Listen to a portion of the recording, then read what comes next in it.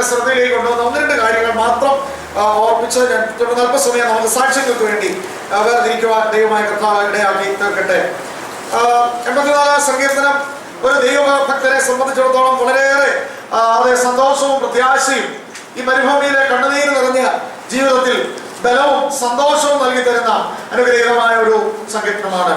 പഴയ നിയമകാലത്ത് ഒരു ഭക്തൻ യഹോവയുടെ ആലയം അല്ലെങ്കിൽ സമാഗമന കൂടാരം എന്ന് പറഞ്ഞാൽ അതിന് കൊടുത്തിരുന്നതായ ആ വലിയ പ്രാധാന്യവും ദൈവത്തിന്റെ സന്നിധിയിൽ സമാഗമന കൂടാരത്തിൽ ദൈവസന്നിധിയിൽ വരുവാൻ ഇടയാകുമ്പോൾ ഉണ്ടായിരുന്ന ആ വലിയ സന്തോഷം അത് പ്രകടമാക്കുന്ന ഒരു സങ്കീർത്തനമാണിത്. നമുക്കറിയാമല്ലോ, സമാഗമന കൂടാരവും പഴയ നിയമകാലത്തെ എല്ലാ ശുശ്രൂഷകളും യേശു ക്രിസ്തുവിലൂടെ ഇന്ന് പുതിയ നിയമത്തിന്റെ അവകാശികളായി തീരുവാൻ ഭാഗ്യം ലഭിച്ച നമ്മുടെ ജീവിതത്തിൽ ഇന്ന് അത് നിവർത്തിക്കപ്പെട്ടിരിക്കുകയാണ്. ദൈവത്തിന് സ്തോത്രം. യേശു ക്രിസ്തുവിലൂടെ അവിടെ പറയപ്പെട്ട എല്ലാ കാര്യങ്ങളും നമ്മൾ ഇന്ന് ആത്മീയമായി അനുഭവിച്ചുകൊണ്ടിരിക്കുകയാണ്. ദൈവത്തിന് സ്തോത്രം ചെയ്യുന്നു. ദൈവസന്നിധിയുടെ ആ സന്തോഷം, ദൈവസന്നിധിയിൽ ആയിരിക്കുന്നതിന് വേണ്ടിയുള്ള വാഞ്ച, അവിടെ ആയിരിക്കുമ്പോഴുള്ളതായ നന്മകൾ, അവിടെ ആയിരിക്കുന്നതിനാലുള്ള സുരക്ഷിതത്വം, അവിടെ ആയിരിക്കുന്ന ഒരു വ്യക്തിയുടെ ഹൃദയത്തിലൂടെ ഒഴുകുന്ന നിറഞ്ഞു കവിയുന്ന സന്തോഷം, പുറമെ പല പ്രതിസന്ധികളും ശത്രുതകളും ഭാരങ്ങളും കണ്ണുനീർ താഴ്വര എന്ന് പറയുന്ന പോലുള്ള അനുഭവങ്ങളും ഉണ്ടെങ്കിലും അതിന് നടുവിൽ ബലപ്പെടുത്തുന്ന, ശക്തിപ്പെടുത്തുന്ന, സിയോനിൽ നമ്മളെ കൊണ്ടുവന്ന് എത്തിക്കുന്ന അനുഗ്രഹിക്കപ്പെട്ട അനുഭവം, ഇതൊക്കെ ദൈവത്തിന് സ്തോത്രം ചെയ്യുന്നു. ഈ സങ്കീർത്തനത്തിലൂടെ ഭക്തൻ വിവരിക്കുന്നതാണ് നമുക്ക് കാണുവാൻ കഴിയുന്നത്. താൻ പറയുകയാണ്, നിന്റെ സന്നിധിയിൽ കഴിക്കുന്ന ഒരു ദിവസം വേറെ 1000 ദിവസത്തെക്കാൾ ഉത്തമമാണ്. ദുഷ്ടന്മാരുടെ കൂടാരങ്ങളിൽ പാർക്കുന്നതിനേക്കാൾ യഹോവയുടെ ആലയത്തിൽ ഒരു കാവൽക്കാരനായിരിക്കുന്നത് എനിക്ക് കോരഹപുത്രന്മാരുടെ ഒരു സങ്കീർത്തനമായിട്ടാണ്. ഒന്നുകിൽ അവർ രചിച്ചതാണ് അല്ലെങ്കിൽ അവർ പാടിയ സങ്കീർത്തനമാണ് എന്ന് പഠിക്കുമ്പോൾ നമുക്ക് മനസ്സിലാക്കാം. ഈ കോരഹനെ കുറിച്ച് പഴയ നിയമത്തിൽ നമ്മൾ അറിയുന്ന ഒരു കാര്യമുണ്ട്. കോരഹും അവരുടെ കൂട്ടാളികളായ കുറച്ചു പേരും കൂടെ മോശയും അഹരോനോടും മത്സരിച്ചു. പ്രത്യേകിച്ച് മഹാപുരോഹിതനായ ദൈവം അഭിഷേകം ചെയ്ത് അതിശക്തമായ ശുശ്രൂഷ ചെയ്തുകൊണ്ടിരുന്ന അഹരോന്റെ ശുശ്രൂഷ കണ്ടപ്പോൾ അസൂയ തോന്നിയിട്ട് ധൂപം കാട്ടണമെന്നും യാഗം കഴിക്കണമെന്നും നിന്നെ മാത്രമേ ദൈവം ശുശ്രൂഷ ഏൽപ്പിച്ചിട്ടുള്ളൂ എന്ന് പറഞ്ഞ അഹങ്കാരത്തോടുകൂടെ അവകാശമില്ലാതെ ദൈവം പറയാതിരുന്നിട്ടും ഈ കോർഹനും കൂട്ടർക്കുമൊക്കെ സമാഗമന കൂടാരത്തോട് ബന്ധപ്പെട്ട് ദൈവം നിയമിച്ചാക്കിയ ജോലിയുണ്ട്. പക്ഷെ ആ ജോലിയിൽ തൃപ്തരാകാതെ അതിനകത്ത് കയറി വലിയ ശുശ്രൂഷയാണ് എന്ത് ചെയ്യുന്നത്, യാഗം കഴിക്കുന്നതും ധൂപം കാട്ടുന്നതും ഒക്കെ. അതുകൊണ്ട് ഞങ്ങൾക്ക് അത് വേണം, ഇത് പറ്റത്തില്ല എന്നും പറഞ്ഞുകൊണ്ട് ഉള്ളതിൽ തൃപ്തിപ്പെട്ട അത് വിശ്വസ്തയോടെ ചെയ്യാതെ അഹങ്കരിച്ച് ആഗ്രഹിച്ചവരാണ് കോരഹും കൂട്ടരും. അവരും കൂട്ടരെല്ലാവരും കൂടെ അപ്രകാരം അങ്ങനെ യാഗം ധൂപം കാട്ടാൻ ആഗ്രഹിച്ചു വന്നിട്ട് മോശയോടും അഹരോനോടും ഈ കാര്യം പറഞ്ഞു. നമുക്കറിയാം, ദൈവത്തിന് സ്തോത്രം. അവരൊന്ന് പറഞ്ഞു, നിന്നെ മാത്രമേ ദൈവം തെരഞ്ഞെടുത്തിട്ടുള്ളൂ, ഞങ്ങൾക്കും ധൂപം കാട്ടണം എന്ന് പറഞ്ഞു. അത് ദൈവത്തിന്റെ നിയോഗപ്രകാരം അഹരോൻ പറഞ്ഞു, നിങ്ങൾ എല്ലാവരും കൊണ്ടുപോര്, ധൂപകലശവുമായിട്ട് അടുത്ത ദിവസം രാവിലേക്ക് വന്നേക്ക്, ഇനിയിപ്പോ ധൂപം കാട്ടാൻ ഒത്തില്ലെന്നും പറഞ്ഞ് ആർക്കും ഒരു പ്രയാസം വേണ്ട, വരുന്നവരെല്ലാം ധൂപം മാത്രമായിട്ട് വന്നേക്കാൻ പറഞ്ഞു. എനിക്ക് ഇതിനൊരു പ്രത്യേകമായ എനിക്ക് എന്റേതായ ഒരു നിർബന്ധമില്ല. ദൈവം എന്നെ ആക്കിയതുകൊണ്ട് ഞാനങ്ങ് ചെയ്യുന്നത് മാത്രമേ ഉള്ളൂ. നിങ്ങളെ മാറ്റി നിർത്തണമെന്ന് എനിക്ക് ആഗ്രഹമില്ല, നാളെ കൊണ്ടുവന്നേക്കാൻ പറഞ്ഞു. ഇവരെല്ലാവരും ധൂപപാത്രവുമായിട്ട് വന്നതായിട്ടും. എന്നാൽ ഈ ധൂപപാത്രവുമായിട്ട് അവർ വന്ന് കൂടാരത്തിന്റെ വാതിക്കൽ നിൽക്കുമ്പോൾ ദൈവത്തിന്റെ കോപം ജ്വലിക്കുകയും യാഗപീഠത്തിൽ നിന്ന് തിരുനിവാസത്തിൽ നിന്ന് തീ പുറപ്പെട്ട് അവർ മുഴുവൻ ശാമ്പലായി പോകാനിടയായിട്ട് അങ്ങനെ ഒരു സംഭവമുണ്ട്. ദൈവത്തിന് സ്തോത്രം ചെയ്യുന്നു. തന്നെയുമല്ല, അങ്ങനെ അവർ ശാമ്പലായി പോയവര് അതിന്റെ പ്രധാനികളായി വന്ന കുറെ കൂട്ടര. എന്നാൽ ഇതിന്റെ നേതൃത്വം കൊടുത്തവരായ കോരഹും തുടങ്ങിയുള്ളവരായ ചിലരുണ്ട്. അവരുടെ കൂടാരങ്ങളിലായിരുന്നു, അവരിതിന് ചുറ്റുമുള്ള കൂടാരങ്ങളിലായിരുന്നു. അവിടെ സംഭവിച്ചത് എന്താണ്? ഭൂമി അവരുടെ കീഴെ വായ് വിളർന്ന് അവരെന്ത് ചെയ്തു? ഭൂമിയുടെ അടിയിലേക്ക് അലറിക്കൊണ്ട് അവര് പോയി. എന്നാൽ ആ സമയത്ത് ഈ അപ്പന്റെ അഹങ്കാരത്തിന് കൂട്ടു നിൽക്കാതെ ദൈവത്തിന് സ്തോത്രം, ദൈവത്തിന് നന്ദിയോടെ ബോധപ്പെടുത്തിക്കൊണ്ട് അവരുടെ ആ മത്സരത്തിൽ പങ്കുകൊള്ളാതെ മാറി നിന്നവരാണ് അവന്റെ പുത്രന്മാര്. ദൈവം ആ പുത്രന്മാരെ മാനിക്കാനിടയായി തീർന്നു. അവര് നിത്യം ആ കൂടാരത്തിൽ ദൈവം ഏൽപ്പിച്ച ശുശ്രൂഷ അവർ തുടർന്നതായിട്ടാണ് നമ്മൾ കാണുന്നത്. അതാണ് സ്തോത്രം. അപ്പനും മറ്റും ആ വലിയ ശുശ്രൂഷ ദൈവം ഏൽപ്പിക്കാത്തത് ആഗ്രഹിച്ച് ഒടുവിൽ ദൈവത്തിങ്കിൽ നിന്ന് ശിക്ഷ ഏറ്റുവാങ്ങി നശിച്ചത് കണ്ട കോരഹന്റെ പുത്രന്മാര് അവർ ജീവിതത്തിൽ ഒരു തീരുമാനമെടുത്തു, ഞങ്ങൾ ഒരിക്കലും ഈ ദേവാലയത്തെ വിട്ടുകയില്ല, ഞങ്ങളെ ഏൽപ്പിച്ച ശുശ്രൂഷ ഞങ്ങൾ വിശ്വസ്തയോടെ ചെയ്യും. അയ്യോ, ഈ ചെറിയ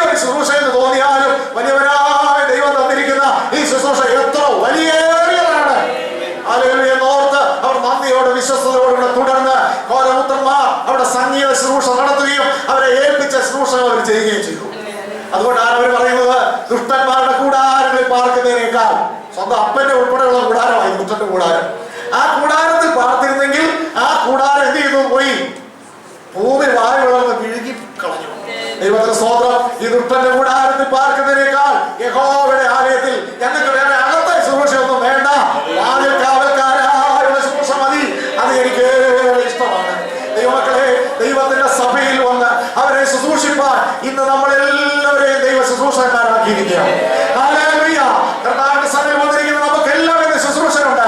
വന്നിരുന്ന് പാടി അത് ദൈവത്തെ മഹത്വപ്പെടുത്തുമ്പോൾ നമ്മളൊരു പുരോഗതി ശുശ്രൂഷ അവിടെ ചെയ്യുകയാണ്. പ്രാർത്ഥിക്കുമ്പോൾ ഒരു പുരോഗതി ശുശ്രൂഷ ചെയ്യുകയാണ്. സ്തോത്രമെന്ന യാഗം അർപ്പിച്ചുകൊണ്ട് ഒരു പ്രസംഗം ചെയ്യാൻ അനുഭവത്തിലായിരിക്കാം, എന്നാൽ നന്ദിയാണ് നിറഞ്ഞ ദൈവസഭയിൽ സ്തുതിക്കാതെ ഒത്തണമെങ്കിൽ യാഗം കഴിച്ച ഒരു പുരോഹിതനായി നമ്മൾ കണ്ടിരിക്കുകയാണ്. ദൈവം നമുക്ക് തന്നിരിക്കുന്ന ശുശ്രൂഷ എത്ര ചെറുതാണെങ്കിലും ചങ്കിലെ ചോരയാൽ വീണ്ടെടുത്ത് ഒരിക്കലും അർഹതയില്ലാത്ത ഈ പദവിയിലേക്ക് എന്നെ കൊണ്ടുവന്നെങ്കിൽ ഞാൻ ഒരിക്കലും അഹങ്കരിക്കുന്നില്ല, നിഗളിക്കുന്നില്ല. എന്റെ ദൈവമേ, നീ തന്ന രക്ഷ എത്ര വലുതാണ്. ഞാനൊരു കോണിൽ വന്നിരുന്നുകൊണ്ട് നന്ദിയോടെ നിന്നെ സ്തുതിച്ചുകൊണ്ട് നിന്നെ മഹത്വപ്പെടുത്തുമ്പോൾ തന്നെ ഒരു വലിയ ശുശ്രൂഷയാണ് ചെയ്യുന്നത്. ആ നിലയിൽ നന്ദിയുടെ അഴിപ്പാൻ ദൈവം നമുക്കിടയാക്കി തീർക്കട്ടെ.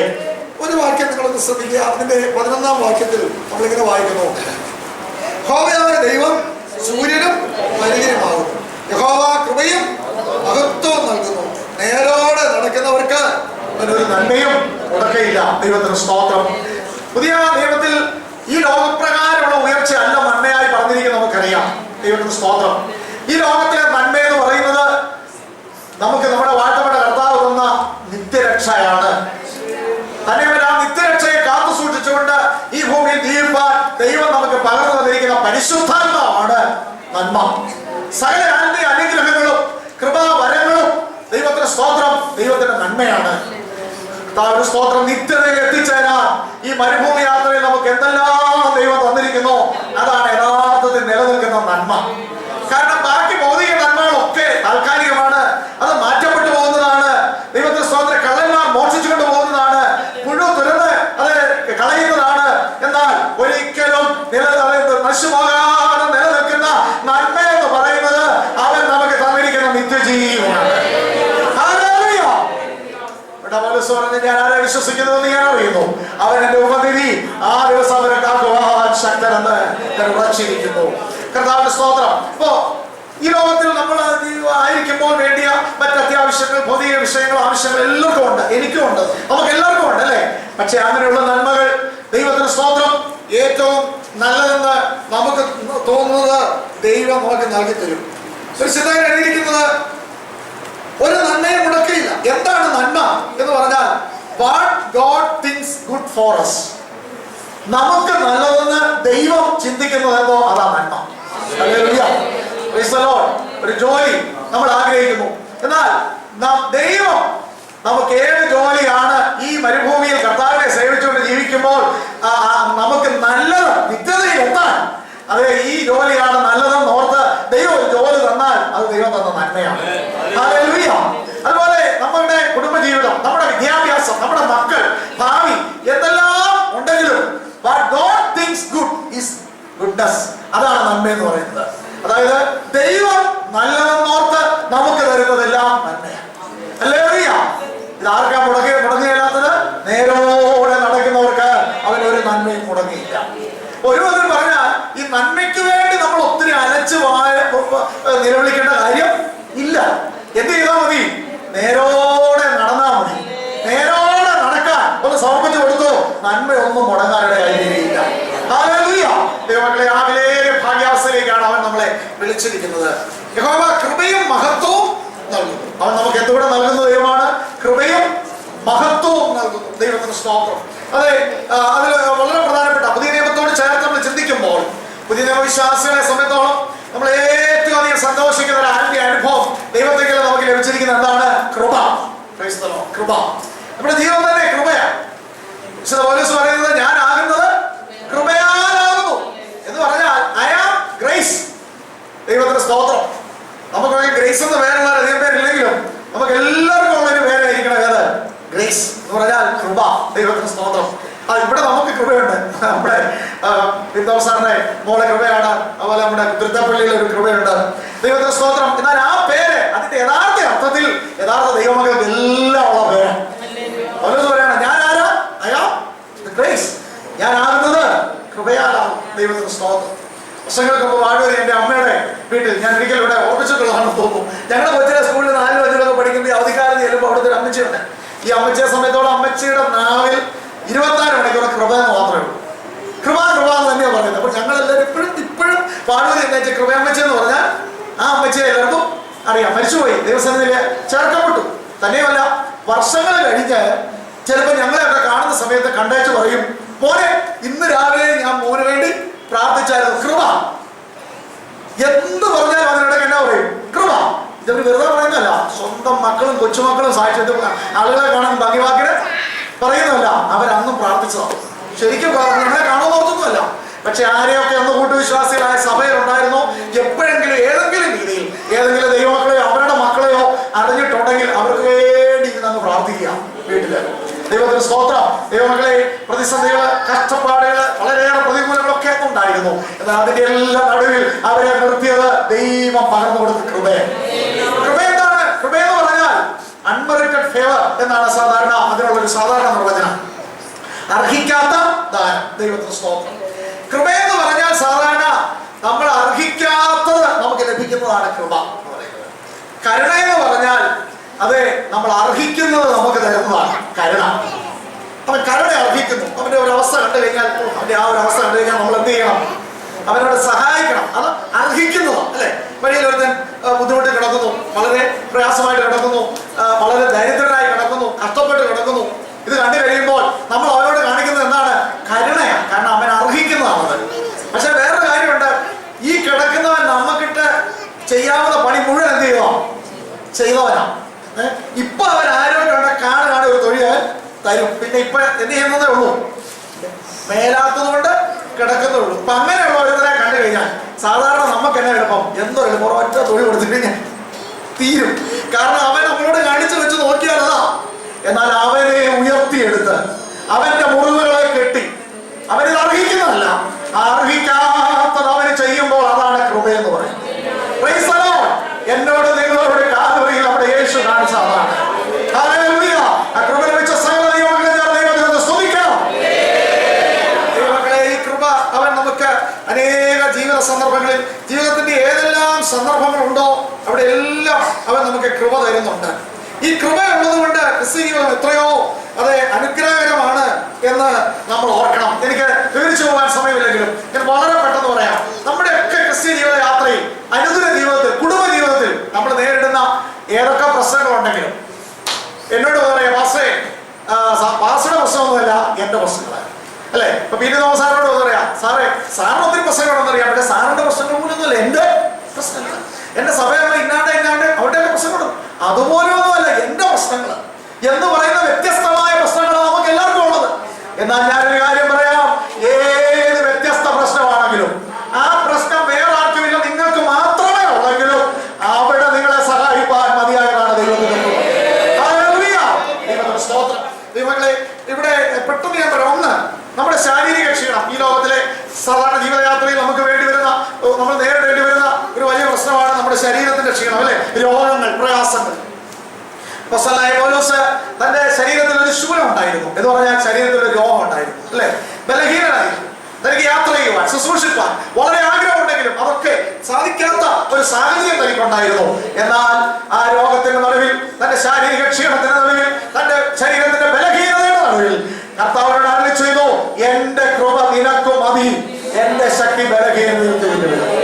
അപ്പോൾ ഇന്ന് പൽക്കാലം രോഗത്താലോ ശാരീരിക ക്ലേശങ്ങളാലോ ആരെങ്കിലും ഭാരപ്പെട്ട് ഇവിടെ ഇരിക്കുന്നെങ്കിൽ അതെ, നിങ്ങൾ ചിന്തിക്കുക, അവന്റെ കൃപ, നമ്മുടെ കർത്താവിന്റെ കൃപ നമ്മുടെ ശാരീരിക രോഗങ്ങൾക്ക് മതിയായതാണ്.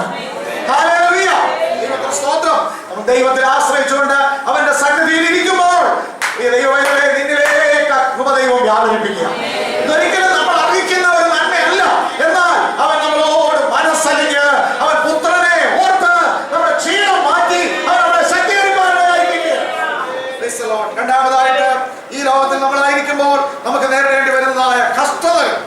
സ്തോത്രം. നമ്മൾ ധാരാളം കഷ്ടതകൾ അനുഭവിക്കേണ്ടവരാണ്. ദൈവത്തിന് സ്തോത്രം. ഫിലിപ്പിയ ലേഖനം 1:29 നമുക്ക് ആ കഷ്ടതകളെ കുറിച്ച് പൗലോസ് അവിടെ പറഞ്ഞിരിക്കുന്നതായിട്ടുള്ള ഒരു ഭാഗം നമുക്ക് വ്യക്തമായിട്ട് ഇവിടെ കാണുവാൻ കഴിയുന്നുണ്ട്. ഫിലിപ്പിയ ലേഖനം 1:29 വാക്യത്തിൽ പൗലോസ് പറയുന്നത്, അത് ദൈവം തന്നെ വെച്ചതാകുന്നു, ക്രിസ്തുവിൽ വിശ്വസിപ്പാൻ മാത്രമല്ല അവന് വേണ്ടി കഷ്ടം അനുഭവിപ്പാനും കൂടെ നിങ്ങൾക്ക് വരം നൽകിയിരിക്കുന്നു. വരമെല്ലാം നൽകുന്നത് കൃപയാണ്. അതുകൊണ്ട് വരത്തിന് നമ്മൾ വിളിക്കുന്ന പേരെന്നതാ കൃപാവരം, അല്ലേ? കൃപാവരം. ഈ കൃപാവരം അല്ലാത്ത വരമുണ്ടോ?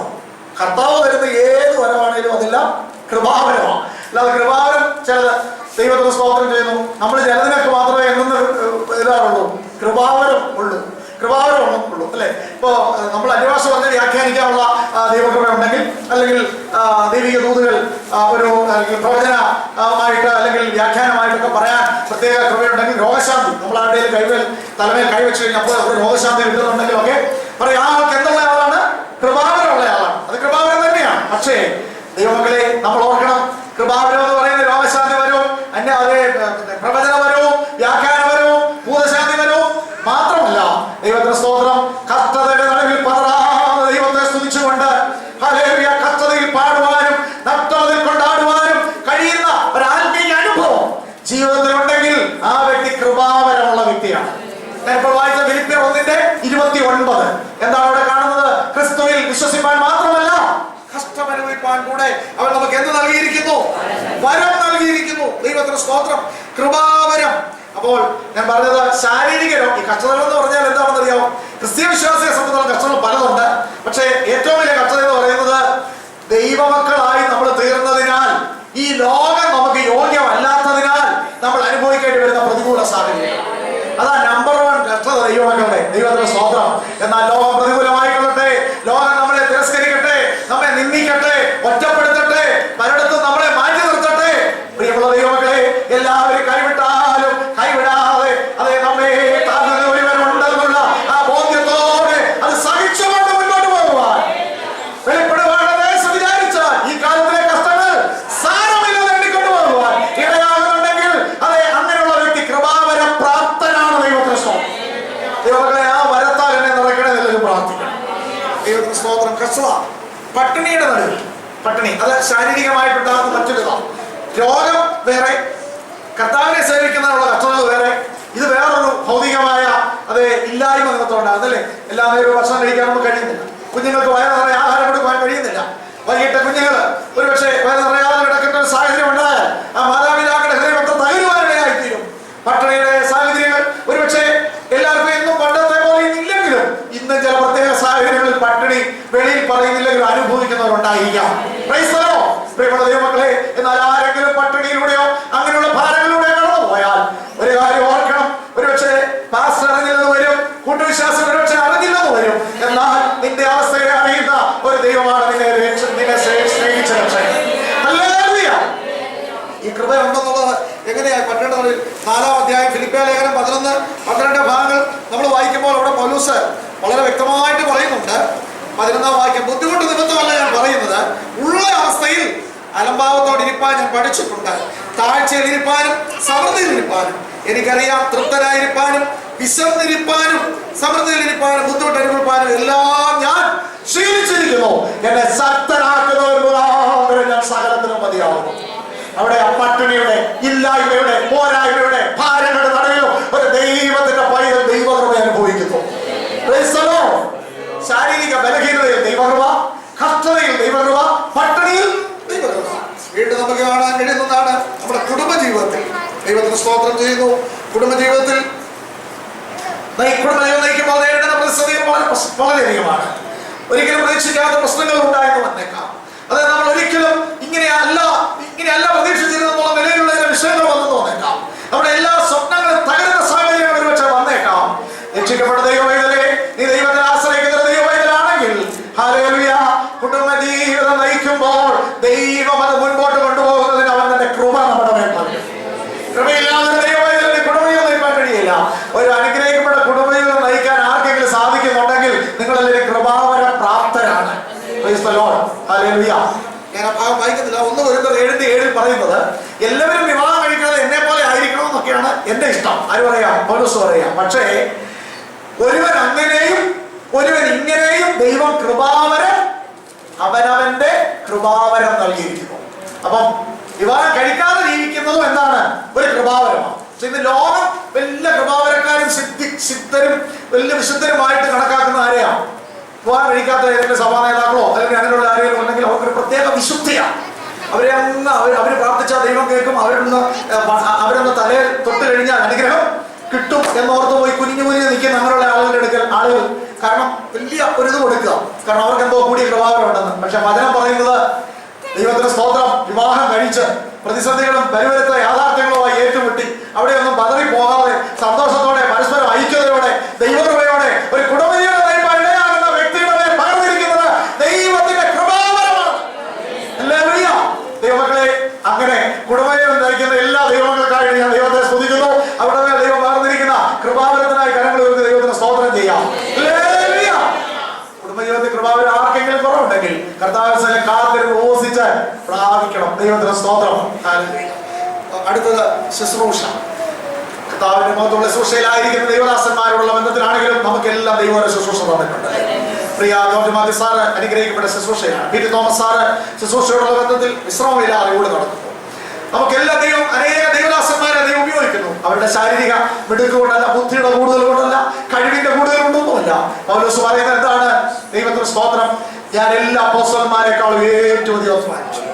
ഞാനല്ല, എന്നോടുകൂടെയുള്ള ദൈവത്തിന്റെ കൃപയാണ് അധ്വാനിപ്പാനിടയായത്. അപ്പോൾ ശുശ്രൂഷയിലും എന്ത് പകരും? ദൈവം കൃപ പകരുന്ന ദൈവമാണ്. ആയതുകൊണ്ട് ദൈവദാസന്മാർക്ക് വേണ്ടി പ്രാർത്ഥിക്കാം. അപ്പൊ അങ്ങനെയുണ്ടെങ്കിൽ ഈ കൃപാവരം ഇല്ലാത്ത ശുശ്രൂഷന്മാരെന്നൊരു കൂട്ടരുണ്ടോ? കൃപാവരം ഇല്ലാത്ത ശുശ്രൂഷന്മാർ കർത്താവിന്റെ ശുശ്രൂഷകന്മാരാണെങ്കിൽ ആ ശുശ്രൂഷ തന്നെ, അവര് ശുശ്രൂഷയിൽ മുമ്പോട്ട് പോകുന്നത് തന്നെ എന്തുള്ളതുകൊണ്ടാണ്? കൃപാവരം ഉള്ളതുകൊണ്ടാണ്. ഞാൻ പറഞ്ഞത് യഥാർത്ഥത്തിലുള്ള കർത്താവിന്റെ ശുശ്രൂഷകന്മാരെല്ലാവരും കൃപാവരം പ്രാപ്തരാണ്. അതിൽ തന്നെ വ്യത്യസ്തമായ ശുശ്രൂഷകൾ ദൈവം കൊടുത്തിട്ടുണ്ടെന്നേ ഉള്ളൂ. അല്ലാതെ ചിലത് മാത്രം കൃപാവരത്തിന്റെ ശുശ്രൂഷയും ബാക്കി ചിലത് കൃപാവരം ഇല്ലാത്ത ശുശ്രൂഷയും. കൃപാവരം ഇല്ലാത്ത ഒരാൾക്ക് കർത്താവിന്റെ ശുശ്രൂഷകനായി ഒരിടത്തും ഇരിക്കാൻ പറ്റത്തില്ല. അതുകൊണ്ട് ദൈവം ശുശ്രൂഷയ്ക്ക് കൃപ തരുന്ന ദൈവമാണ്. ശരീരത്തിന്റെ ബലഹീനതയിൽ പകരുന്ന ദൈവകൃപ, കസ്തുതയിൽ പകരുന്ന ദൈവകൃപ, പട്ടിണിയിൽ പകരുന്ന ദൈവകൃപ, കുടുംബജീവിതത്തിൽ പകരുന്ന ദൈവകൃപ, ശുശ്രൂഷയിൽ പകരുന്ന ദൈവകൃപ. ഹല്ലേലൂയ. യഹോവയായ ദൈവം കൃപയും മഹത്വവും നൽകുന്നു. നേരോടെ നടക്കുന്നവർക്ക് അവൻ ഒരു നന്മയും മുടക്കുകയില്ല. ഈ കൃപ മുഴുവൻ നമുക്ക് ലഭിക്കാനിടയായത് നമ്മുടെ വാഴ്ത്തപ്പെട്ട കർത്താവ് അവൻ ബഹുസമ്പന്നനായിരുന്നിട്ടും തന്റെ ദാരിദ്ര്യത്താൽ നമ്മെ സമ്പന്നരാക്കി തീർക്കേണ്ടതിന് അവൻ നമുക്ക് വേണ്ടി ദരിദ്രനായി തീർന്ന ദൈവ കൃപ നമ്മൾ ഓർക്കണം. ആ കൃപയാണ് നമ്മളെ കൃപയുള്ളവരാക്കിയിരിക്കുന്നത്. ഇന്ന് പൽക്കാലം നമ്മെ തന്നെ ആ കൃപയുടെ മുമ്പിൽ സമർപ്പിക്കാം. കൃപ നിറഞ്ഞവരായി ജീവിക്കാം. ഒന്നുകൂടെ ശക്തിയോടെ കരങ്ങൾ